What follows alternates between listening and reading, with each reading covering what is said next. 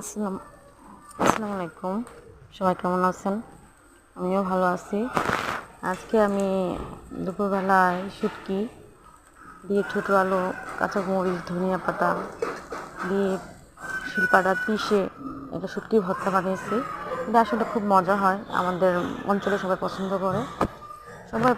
করে আর খাইতেও খুব টেস্টি। গরম গরম ধোয়া ওটা ভাত দিয়ে মেখে যা মজা হয় মানে বলার বাহিরে। এটা মানে কিভাবে বোঝাবো, যে না খাইছে সে কখনোই বুঝতে পারবে না, আর যে খাইছে সে বুঝবে যে আসলে এটা কতটা টেস্টি, কতটা মজা।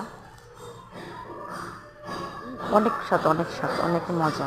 আমরা প্রায় যখন এই ছোটো আলু সিজনে থাকে তখন বেশি করে কিনে রেখে দিই, তো সবসময় বানিয়ে খেতে পারি। খুব একটা টেস্টি, খুব একটা মজা হয় আর কি। যাক আলহামদুলিল্লাহ, সবাই ভালো থাকবেন। আসসালামু আলাইকুম।